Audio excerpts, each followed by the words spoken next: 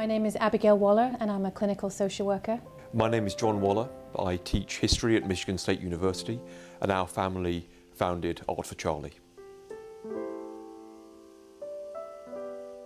Our son Charlie was diagnosed with an inoperable brain tumour on the 1st of April 2011, and from the day that he was diagnosed we were told that he would have probably about 6 months, maybe 9 months to live. Prior to the diagnosis he was falling down for about 1 week before that. He had a slight language delay, he had difficulty sleeping, but there was nothing much really to indicate a brain tumour. Unbelievable shock when you're told that your child is going to die. So every day was a gift from then on that he lost him.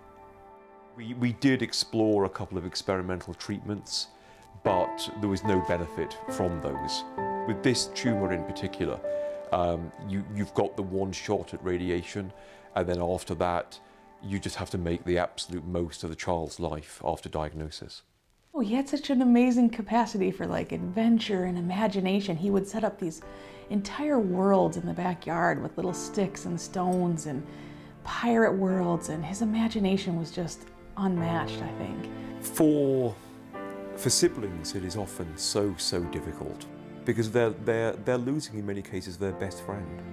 A young child is going to really struggle to make sense of what's happened. They're going to ask questions like, is it me next? Could I have what my sibling had?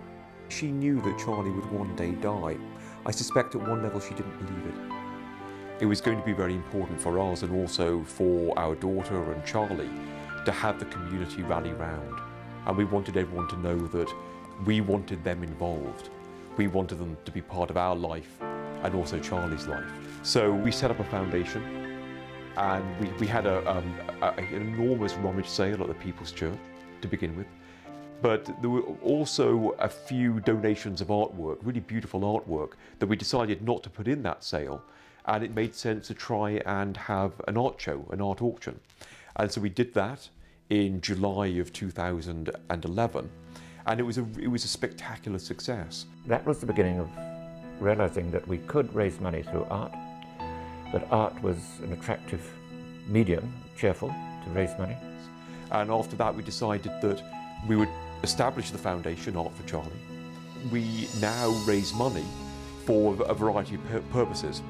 The first one is to provide financial support for families who are in financial distress as a result of having a child with a terminal diagnosis or a life-limiting illness, but also to support those families who have lost a child and they need the space to mourn.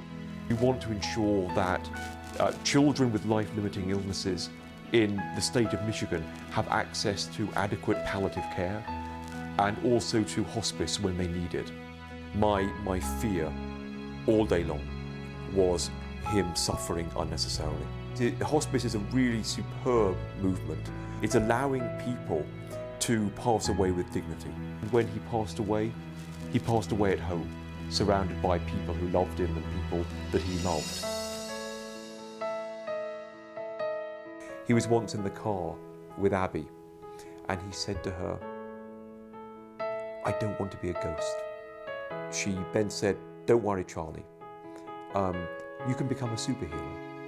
And his response was to go, "Yes!" That was very like Charlie.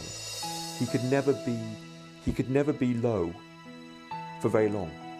He had this enormous natural exuberance, which is always ready to spill over.